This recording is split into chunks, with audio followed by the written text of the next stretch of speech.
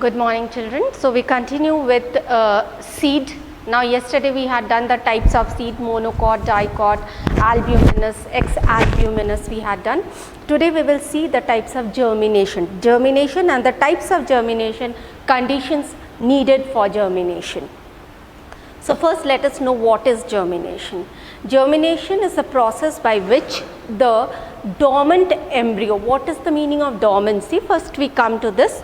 When the fruit is formed, when the seed is formed, inside the seed is the embryo, is it?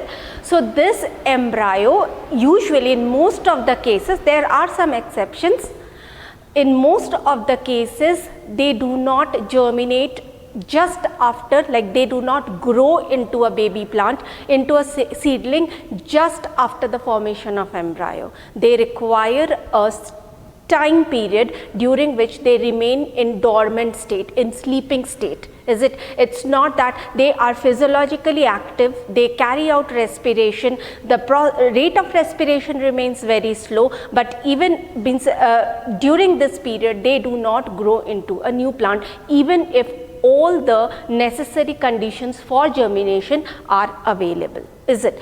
So what happens? This period is called the period of dormancy. During this period the embryo develops physiologically, is it? And then they remain in basically a sleeping stage, is it?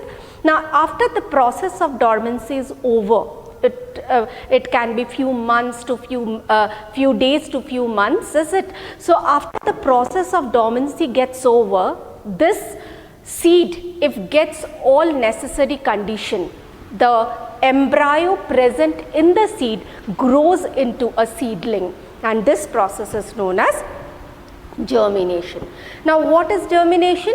Germination is a process by which the embryo, you will not write seed, the embryo grows into a seedling. Seedling means a baby plant which has not established itself independently, means completely independent. It is not completely independent. Is it clear? It has to grow more to become independent. So that baby plant is known as the seedling. So what is the meaning? What is germination? Again I repeat, germination is a process by which the embryo grows into a seedling. Is it all right? Now this germination has to take place only after the embryo has undergone through a period of dormancy. Okay, so what are the conditions? First we do the, what are the conditions necessary for germination? The conditions necessary for germination are water,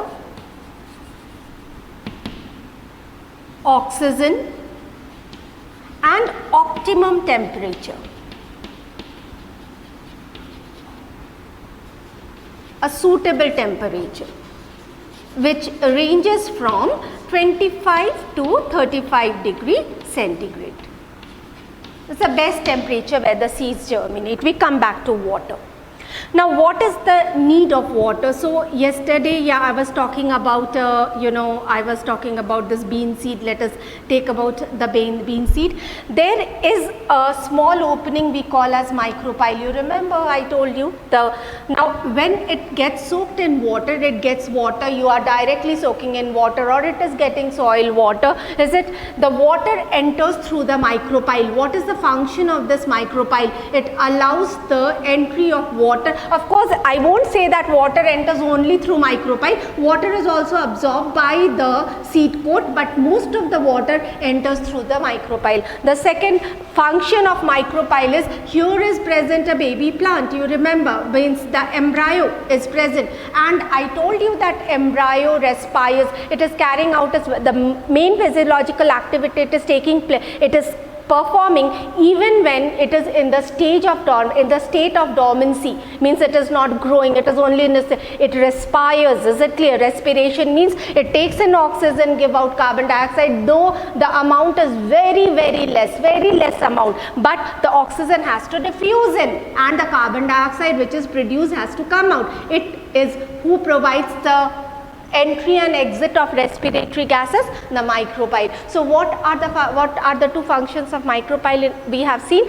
It allows the entry of water and it allows the exchange of gases carried out by the embryo, is it? So here this is, so what happens, water enters through the micropyle, water is absorbed by the seed coat, is it? Yesterday I had spoken about seed coat, the testa and tegmen. Now after absorbing water, after the water what is the function of water we are doing? After absorbing water, the seed coat becomes soft, is it clear? And it can rupture, it ruptures, is it? And then second thing, water when it enters, what is the function of cotyledon? What did I say? What is the function of cotyledon? It stores food. Of course it is giving protection to the baby plant, sorry, to the embryo as well. So what happens, this cotyledon has some stored food, is it clear? Basically in the form of starch, it has stored food.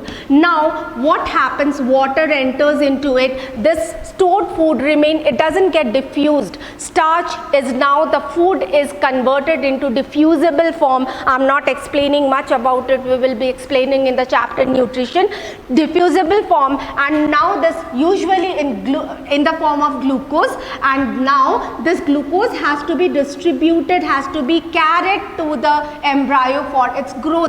Why glucose? Why is the plant needing food right now, the embryo needing food right now? Because it will carry out cell division, it will grow, it will carry out cell division, it requires energy, and for energy food is needed. What is, like, what in which process energy is given out? Respiration. And what is respiration? Respiration is a process in which glucose is oxidized to release energy. So what is glucose needed for? Glucose is needed for to release energy. Why is this energy needed? Because the seedling, the embryo is not now going to grow into, it is now will be converting into, cell divisions will occur, more cells will be formed so that it grows into a plant, is it? So what happens, this water enters, is it, it carries the diffused food to the embryo.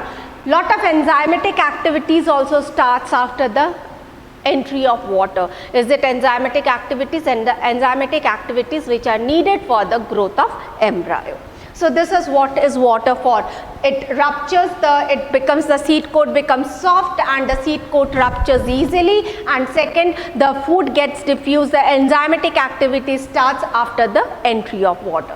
Second is oxygen. Why is oxygen needed? I have already told you, oxygen is needed for respiration, and now lot of respiration has to occur because lot of energy has to be produced. And why is this energy needed? For cell division. Because, and why is cell division? Because the embryo is growing into plant, is growing into a baby, is going to establish itself into a plant.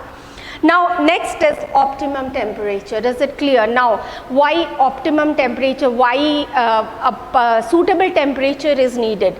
First reason, the reason is, whenever growth occurs, whenever cell division is occurring, lot of enzymes are activated, is it clear? Respiration requires lot of lot of enzymes. Cell division requires lot of enzymes, is it clear? Now in this process what happens, enzymes become active only at a particular temperature. If the temperature is too low, the enzymatic activities are slow. If the temperature is too high, the enzymes are destroyed, is it all right? So optimum temperature is needed. That is why if the temperature is below 25 degrees centigrade, you will see that the seeds germinate, but the rate becomes slow. More the temperature is reduced, slower the process of germination becomes, is it clear? And higher temperature, we need not say, the enzymes are destroyed completely, is it all right? So the seeds fail to germinate. So what are the three things needed? Water, oxygen and optimum temperature. We will perform 3 experiments on this, is it all right? So what are the experiments here?